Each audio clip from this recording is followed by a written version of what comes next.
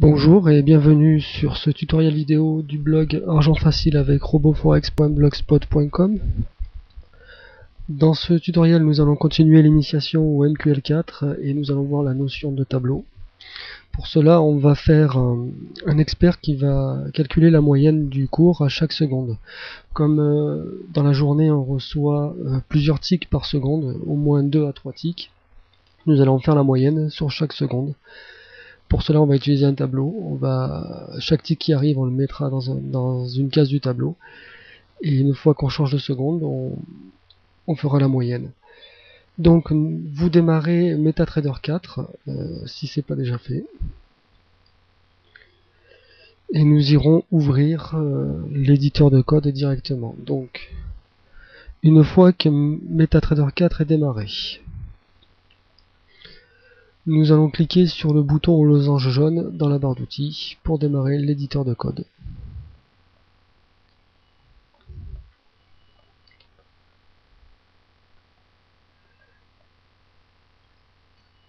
Voilà ce qui vient d'être fait. Vous faites de même. Si ce n'est pas le cas, mettez sur pause et allez faire la même chose, puis revenez pour lancer la vidéo.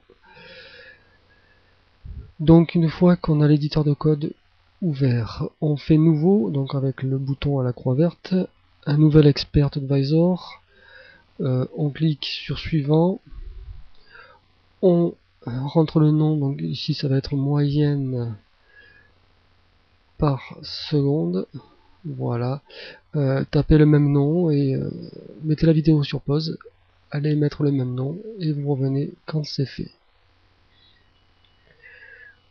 Une fois que le nom est tapé, on clique sur terminer, nous avons notre modèle.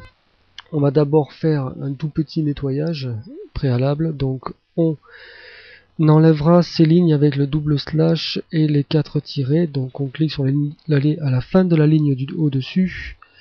On tire sur la ligne d'en dessous, on appuie sur supprime et c'est fait. Donc sur la ligne vide, je tire sur la ligne d'en dessous, je supprime, c'est fait. Il y en a 6 comme ça à supprimer.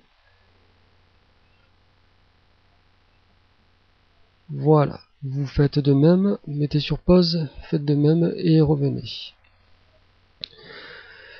Une fois que c'est nettoyé, nous allons maintenant déclarer nos variables globales. Donc vous cliquez sous Property Link en haut du fichier, sur la ligne vide, vous appuyez sur Entrée et on aura besoin, pour commencer, d'un tableau on va prendre un tableau de 10 cases, ça sera largement suffisant. Donc un tableau de valeurs décimales, donc double, Entrée, espace, donc tick de la seconde, voilà. Donc pour la taille du tableau, on met entre crochets sa dimension, donc on veut 10 cases, on ferme le crochet, point virgule. Voilà, vous mettez sur pause la vidéo, vous faites de même et vous revenez. Une fois que vous avez déclaré le tableau de 10 cases qui contiendra les ticks de la seconde, vous appuyez sur Entrée. On va déclarer un nombre qui va contenir le nombre de ticks dans la seconde justement, puisque notre tableau fait 10 en taille, mais il n'y aura pas 10 ticks dans une seconde, ce qui serait beaucoup d'ailleurs. Donc il nous faut savoir combien il y a de ticks à chaque seconde. Donc on va déclarer un nombre entier, int, pour integer, espace nb, tick dans seconde, voilà, point virgule. Vous faites de même, mettez sur pause et vous revenez après. Une fois que vous avez déclaré le nombre de la variable qui contiendra le nombre de ticks dans la seconde, on appuie sur Entrée, on va déclarer des variables qui vont contenir justement l'horodatage du tick, c'est-à-dire un nombre qui représente le nombre de secondes écoulées depuis le 1er janvier 1970, ça commence à faire, mais ce nombre est suffisamment grand pour pouvoir les contenir. Donc dès que ce nombre augmente de 1, ça veut dire qu'on augmente d'une seconde, qu'on change de seconde. Donc c'est le serveur qui nous le fournira, mais bon, on va déclarer deux variables, une pour celle qui contiendra la seconde qui est en cours de traitement, et une qui contiendra la seconde qui vient d'arriver, la seconde du tick qui vient d'arriver. Il n'y aura qu'à les comparer pour savoir si on est toujours dans la même seconde ou si on est dans la seconde qui suit. Donc, le type c'est datetime, je vais y arriver, voilà, datetime. Donc le nom qu'on va lui donner c'est temps en cours traitement, et on va mettre une deuxième, temps tick actuel, temps tick, point virgule, et entrée. Vous saisissez exactement pareil, mettez sur pause et vous revenez après. Voilà, une fois que les déclarations auront été faites, on va initialiser.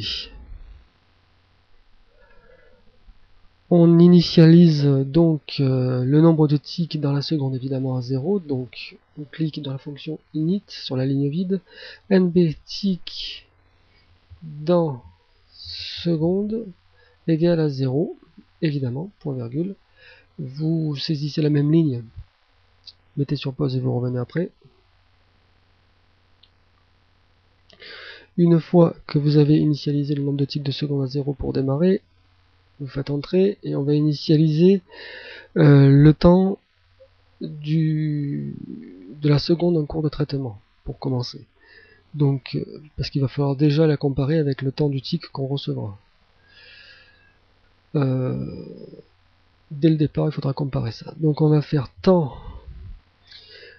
en cours traitement, voilà, égal.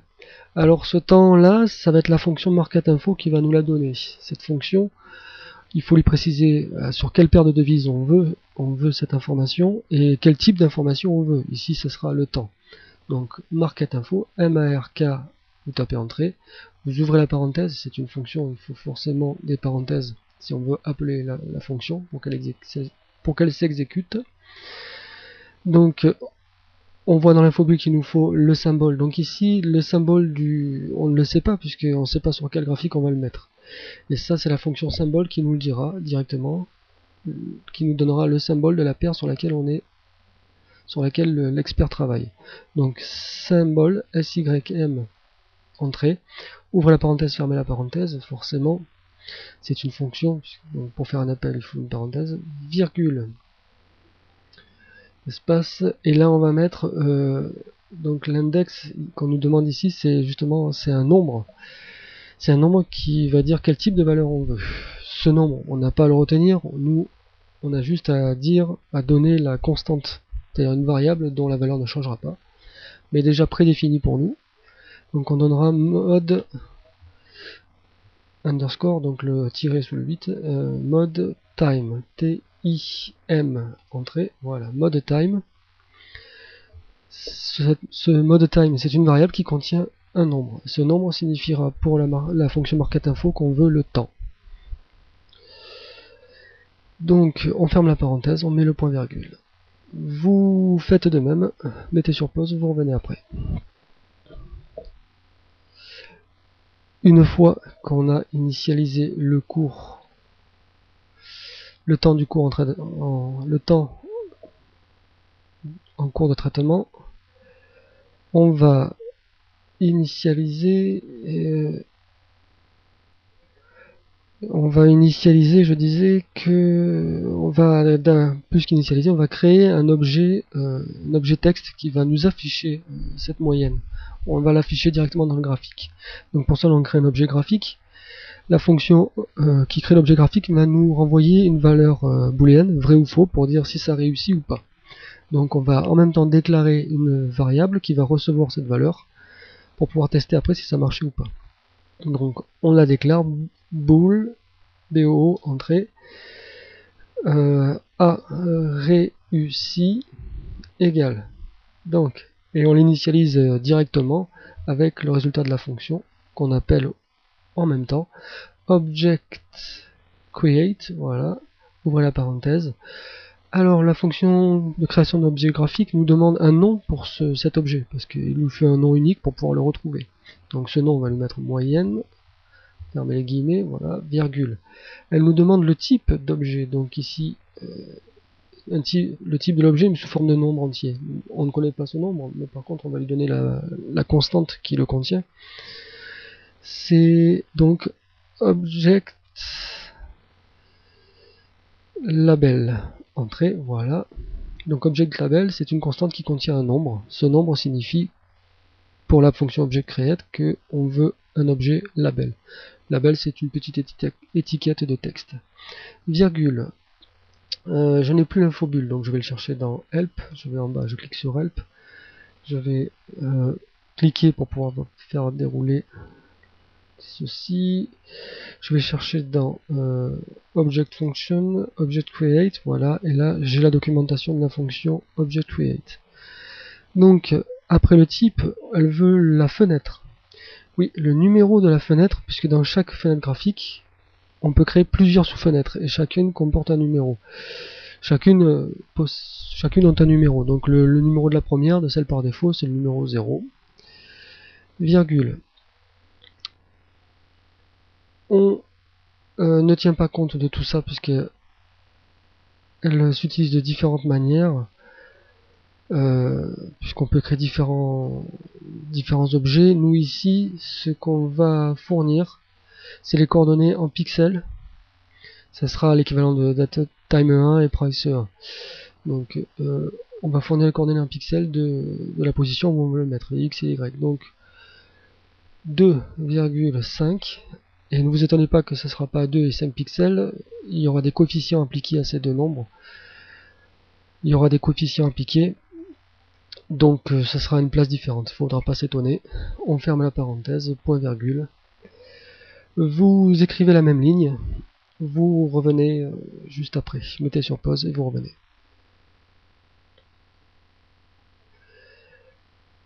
Une fois que vous avez créé votre objet, et vous savez si ça a réussi ou pas, le résultat de la réussite, réussi ou pas, est dans la variable a réussi, vous faites entrer, donc on va tester si ça réussit. If, entre parenthèses, a réussi, fermez la parenthèse, ouvrez la collade, et là si ça réussit, on va mettre un texte par défaut, donc object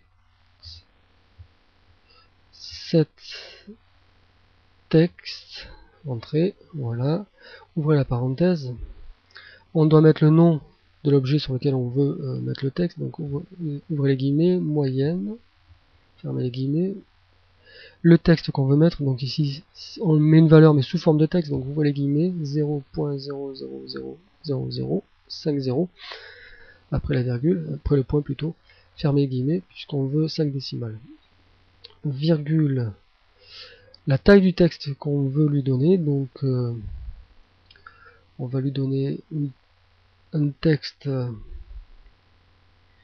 une taille de texte de 10, ça suffira.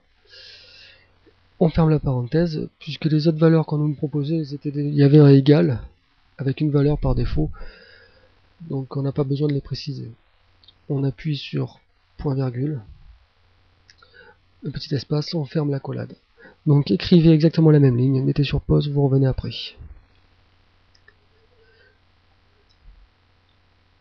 Une fois que vous avez testé si ça réussit, que vous avez mis le texte par défaut, il faut prévoir le cas si ça n'a pas réussi. Donc entrée, else, dans le cas contraire.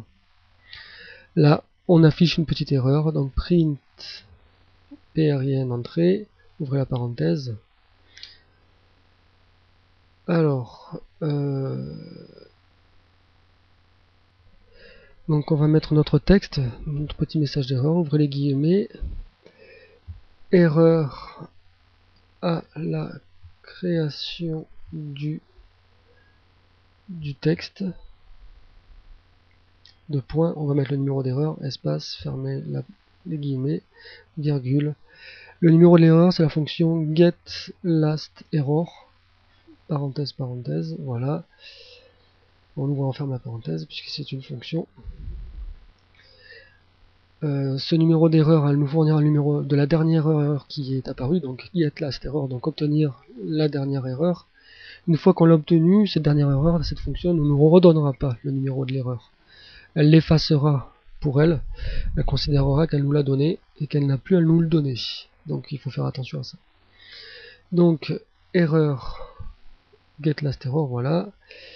Fermez la parenthèse de print, point virgule, petit espace, fermez la collade. Donc écrivez la même chose et vous revenez juste après. Donc maintenant nous allons passer à la fonction deinit. Nous n'avons pas grand chose à faire à la déinitialisation, on va juste supprimer les objets graphiques qu'on a fait sur le graphique. C'est plus propre pour pas laisser traîner des objets. Donc pour les supprimer, la fonction qui va les supprimer, on va prendre celle qui les supprime tous. Et cette fonction-là nous redonnera en résultat le nombre d'objets qu'elle aura supprimé. Donc on déclare une variable entière, int. Vous cliquez dans la fonction deinit, vous tapez int, espace, nb, objet effacé, voilà, point virgule. Vous saisissez la même chose, mettez sur pause et vous revenez. Donc maintenant que vous avez déclaré la fonction nb objet effacé, vous appuyez sur entrée pour une nouvelle ligne et donc on va exécuter la fonction qui va effacer les objets. Donc nb objet effacé, voilà, égale object delete all, donc j'ai mis object au pluriel, j'appuie sur entrée, object delete all, voilà parenthèse. Cette fonction fonctionne même si on ne précise absolument rien. D'après l'infobulle, il faudrait préciser le numéro de la fenêtre. Je ne le précise pas, ça marchera quand même. Fermez les guillemets, pas les guillemets, la parenthèse, point virgule. Vous saisissez la même chose, mettez sur pause, vous revenez après. Maintenant qu'on a effacé les objets, nous allons préciser combien d'objets on a effacé dans un petit message, entrée.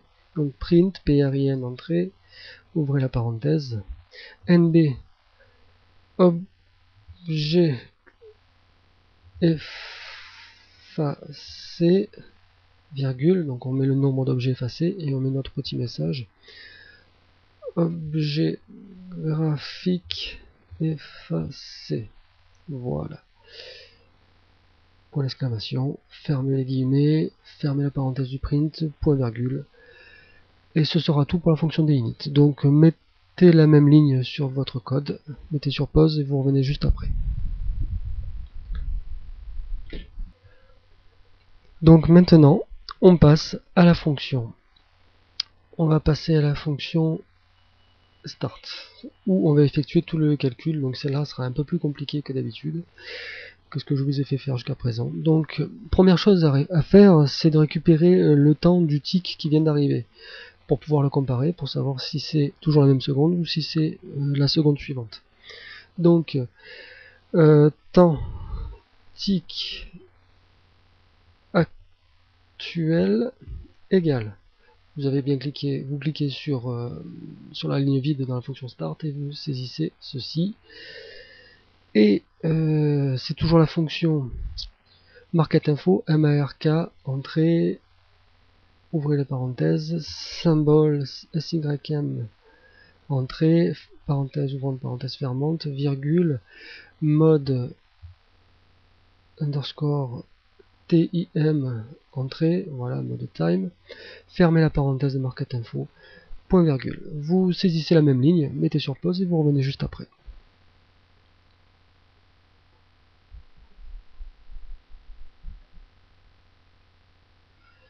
Donc maintenant que vous avez récupéré le temps du tick qui vient d'arriver, vous allez comparer. Donc entrée pour une nouvelle ligne, donc if, ouvrez la parenthèse, si donc le temps du tick actuel est supérieur au temps du tick, le temps en cours de traitement. Donc temps tick actuel supérieur à temps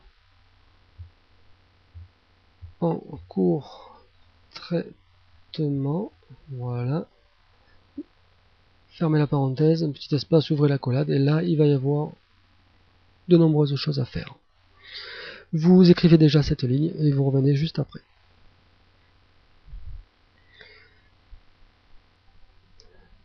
Donc, puisque on compare, on a demandé est-ce que le temps du tick actuel était supérieur au temps en cours de traitement. Si oui, c'est que on est passé à la seconde suivante. Si on est passé à la seconde suivante, qu'est-ce qu'il faut faire? Il faut calculer la moyenne de tout ce qui a été pris juste avant. Donc, pour calculer cette moyenne, vous appuyez sur Entrée, une petite tabulation, la touche à côté du A, puisqu'on est à l'intérieur du if, donc il faut décaler un peu pour bien le voir.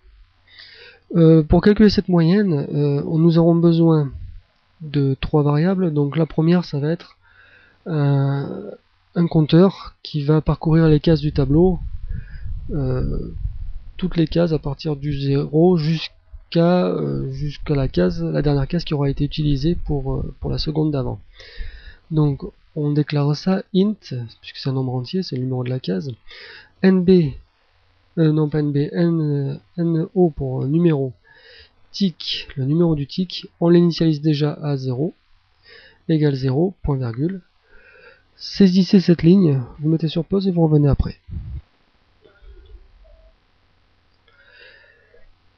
Donc, on a déclaré et initialisé en même temps un compteur qui va nous faire parcourir les cases du tableau. On appuie sur Entrée, on va déclarer une variable qui va contenir la somme, puisqu'il nous faut faire la division, donc il faut la somme, et puis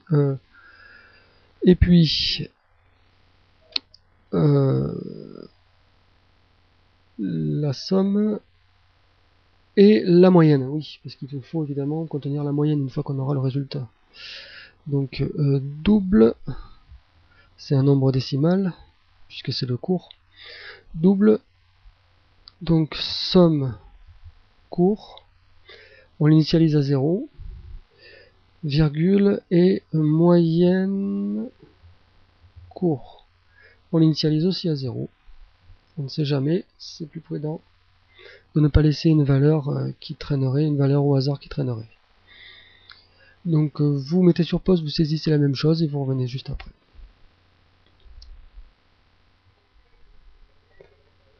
Donc maintenant, vous appuyez sur Entrée et donc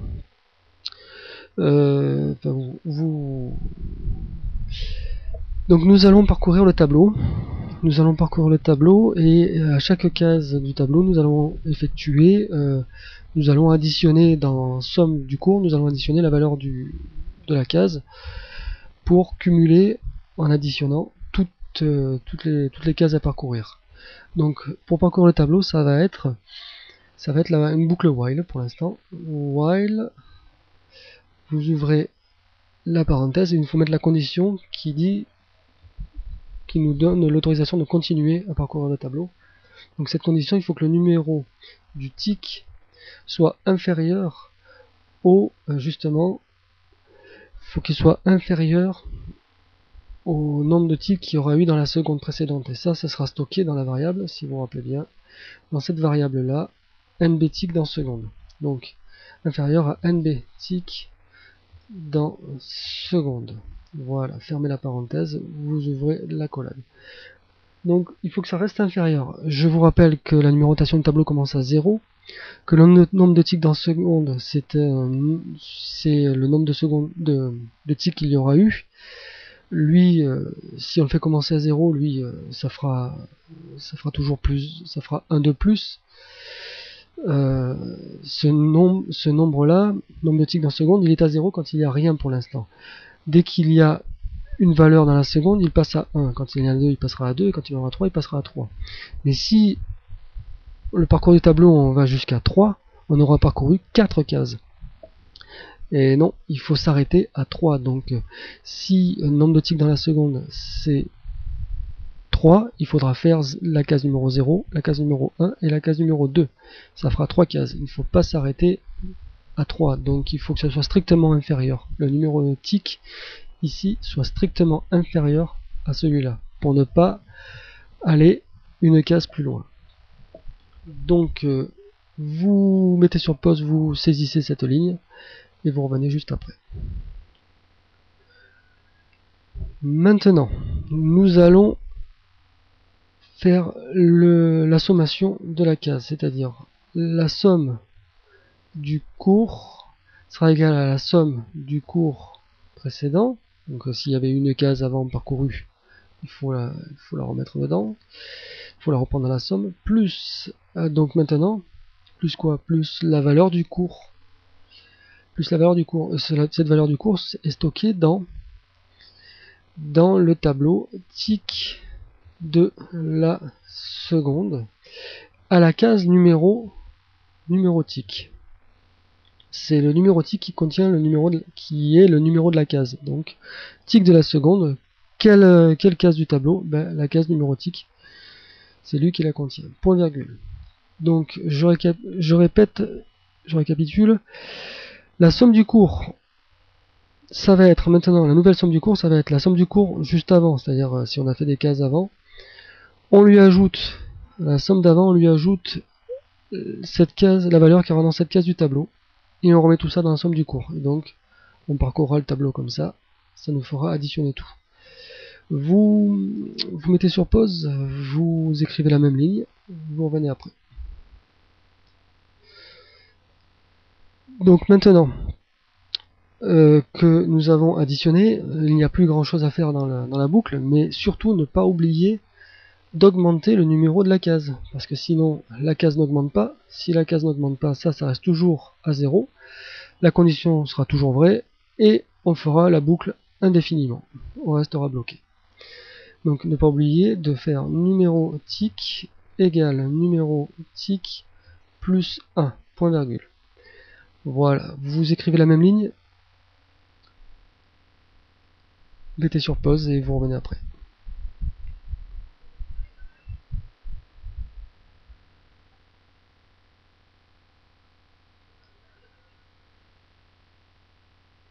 Donc maintenant, tout est fait dans la boucle qui parcourt le tableau pour additionner toutes les valeurs du cours qu'il y a eu dans la seconde d'avant. Donc on appuie sur Entrée, on revient en arrière, 3 petits retours en arrière avec la flèche Backspace, celle qui est la flèche gauche au-dessus de la touche Entrée. 1, 2, 3, comme ça on annule une indentation. Vous faites une accolade fermante pour fermer la boucle while. Voilà. Faites de même, vous revenez juste après.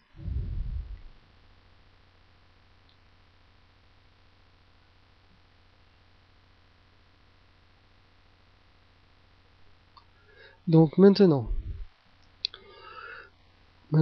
nous allons faire le calcul de la moyenne. Nous allons faire le calcul de la moyenne, mais ce calcul c'est donc la somme du cours divisé par le nombre d'éléments qu'on a additionné. Quand on fait une division, il faut toujours vérifier si on ne fait pas une division par 0. En général, ça fait planter les programmes irrémédiablement. Donc ici, MetaTrader récupère l'erreur, ce sera pas trop un souci, mais ça provoque en fait un bug, et dans la logique de votre programme, ça peut causer de gros soucis. Surtout que là, on manipulera de l'argent après, il ne faut pas laisser passer ce genre d'erreur. Donc, on va peut-être faire une division par 0, il faut vérifier si on fait pas une division par 0. On va faire la somme du cours divisée par le numéro du tic, puisque le numéro du tic, par exemple, si on y a eu 3 tics dans la seconde, le numéro du tic aura pris 0, 1, 2. Donc, premier passage, il vaut 0. Donc ici, ça vaudra 0, puis 1, puis 2. Et après, ça vaudra 3. Ici, il sera égal au nombre de tics dans la seconde, puisqu'il y en aura 3. Il sera égal au nombre de tics dans la seconde. Et on ne recommencera pas la boucle. On sortira. Donc du coup, le numéro du tic aura la bonne valeur. Et est-ce qu'il pourrait être égal à 0? Oui, si on ne rentre pas dans la boucle. Si on ne rentre pas dans la boucle, c'est-à-dire que comment on peut ne pas rentrer dans la boucle? Il suffit que le numéro du tic qui est égal à 0 et que le nombre de ticks dans la seconde soit égal à 0. Si les deux sont égales à 0, il y a égalité, donc il n'y a pas infériorité stricte, donc on ne rentre pas dans la boucle. Si le nombre de ticks dans la seconde est égal à 0. Donc si on ne rentre pas dans la boucle, on va faire une division par un numéro de tick qui est égal à 0. Donc une division par 0, l'ordinateur ne l'acceptera pas. Ça sera refusé. Donc on va d'abord tester if, avant de faire le calcul, if un numéro tick différent, donc point d'exclamation égale, différent de 0. Si le numéro du tick est différent de 0, on fait notre calcul de moyenne. Et si jamais ce numéro de tick est égal à 0, notre moyenne en cours sera déjà égal à 0. C'est pas vraiment un souci. Donc on fait notre calcul seulement si c'est différent de 0. Donc moyenne, on ouvre la collade et on tape moyenne cours égale somme cours divisé par un numéro tick. Voilà. Point virgule, espace, fermez la collade. Vous inscrivez la même ligne, vous mettez sur pause et vous revenez après. Maintenant que le calcul de la moyenne a été fait, nous allons simplement l'afficher dans cet expert. Donc on avait déjà créé l'objet label ici pour ObjectCreateLabel, voilà, pour contenir cet affichage. Donc on va afficher ce nombre, cette moyenne, avec object setText. Donc on va lui dire de modifier le texte de l'objet. Donc entrée, on va donc modifier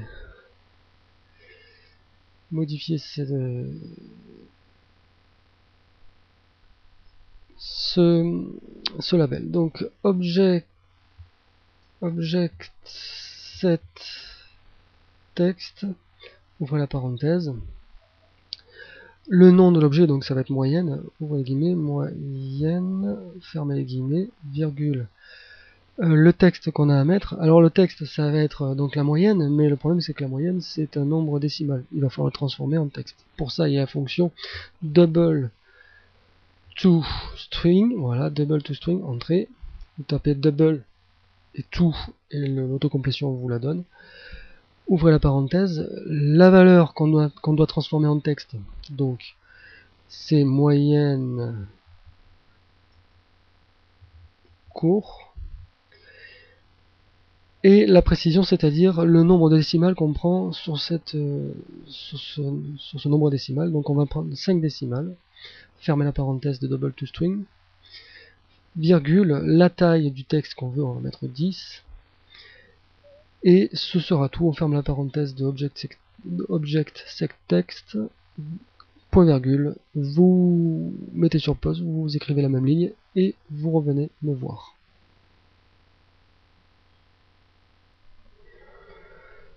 Une fois qu'on a affiché la valeur de la moyenne, qu'est-ce qu'il nous reste à faire quand on s'est aperçu que le temps du tick actuel n'était plus le temps que nous étions en train de traiter?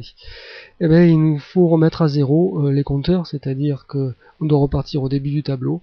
On doit surtout dire aussi que le temps en cours de traitement, maintenant, c'est le temps du tick actuel. On change de temps en cours de traitement. Donc, entrée. Non, il faut peut-être que je clique là, entrée, voilà. Donc, on remet le compteur à 0. On va donc préciser que le temps du cours, le temps en cours de traitement, temps en cours traitement, c'est égal maintenant au temps du tick actuel, temps tick actuel, point virgule. Et on remet le compteur à 0, donc nb tick dans seconde égale 0, point virgule. Donc temps en cours traitement égale temps tick actuel, point virgule, vous allez à la ligne encore, nb tick dans seconde égale 0. Vous écrivez ces deux lignes, vous mettez sur pause et vous revenez juste après.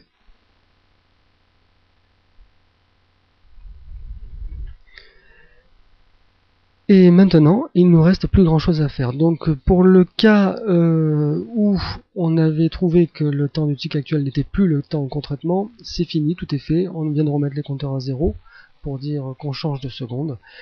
On va donc fermer le bloc du if.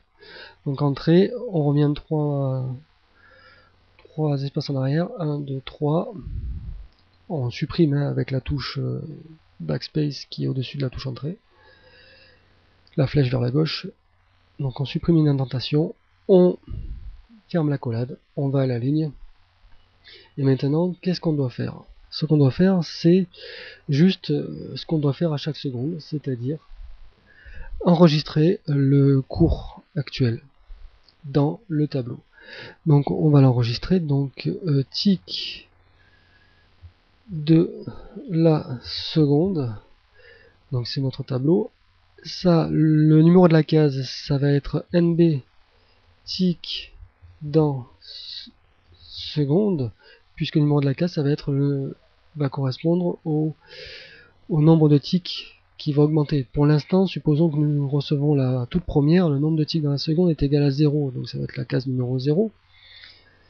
On ferme le crochet, ça va être égal à, donc à bid entrée plus ask entrée, ferme la parenthèse, divisé par 2, point virgule.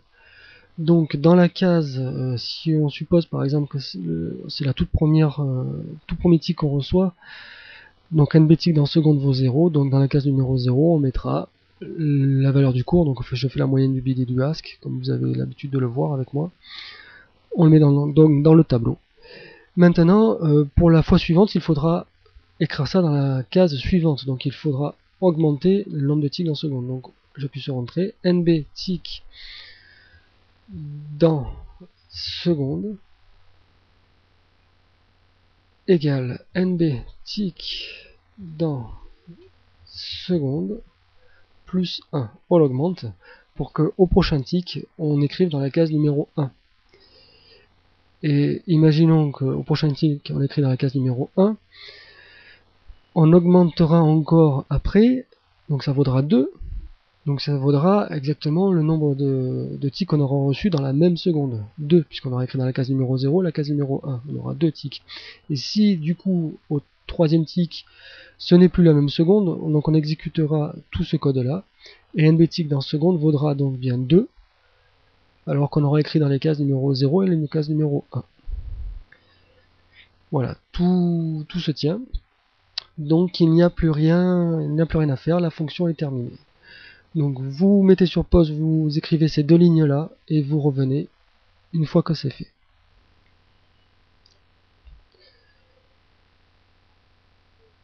Vous avez écrit vos deux lignes et si vous avez été prudent, vous enregistriez le plus souvent possible. Donc moi, ce que je ne l'ai pas fait, j'enregistre maintenant en cliquant sur la disquette. Je compile. Voilà, 0 erreur, 0 warning. Si jamais vous avez une erreur ou un warning, vérifiez le code, que vous ayez exactement ce que j'ai mis moi.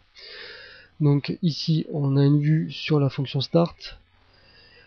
En général il vous précisera le numéro de la ligne et même le numéro du caractère sur la ligne où il y a un problème. Vous irez le voir directement. Mais vérifiez bien donc ce code là et celui-là. Donc les déclarations, la fonction init, des init. Je vous laisse vérifier si c'est pas le cas. Vous mettez sur pause et vous revenez juste après. Pour ceux qui n'ont aucune erreur, aucun warning, on peut continuer. On passe donc maintenant dans MetaTrader. On clique sur Expert Consultant. On prend l'expert moyenne par seconde. On le dépose sur un graphique. On clique sur OK. On voit de suite notre label qui s'est positionné loin des 2 et 5 pixels du bord supérieur gauche, loin de là, et on voit que ça fonctionne. Nous avons donc 32 945 qui est bien entre 41 et 54, on est au milieu entre les deux, il a bien pris la moyenne. C'est pas forcément pile la moyenne, puisqu'il peut y avoir plusieurs ticks, donc il fait la moyenne de tous ces ticks évidemment. C'est pas la moyenne des deux, hein, c'est la moyenne de tous les ticks qu'il aura reçus pour la même seconde. Là, nous sommes en fin de journée, fin d'après-midi, il y a peu de ticks, donc ça tarde un peu, mais ça fonctionne très bien. Je vous laisse constater le fonctionnement. Et pour l'enlever, il suffira donc de faire un clic droit, expert consultant, retirer. Voilà, et on voit bien qu'il nous met un objet graphique effacé. Donc il a bien enlevé le label que évidemment il le met dans l'onglet expert. Hein. Il a bien enlevé le label que nous avions mis au début. C'est plus propre de nettoyer après notre passage. C'est toujours mieux. Bon, c'est tout pour ce tutoriel. J'espère qu'il vous fera bien progresser. À bientôt et au prochain.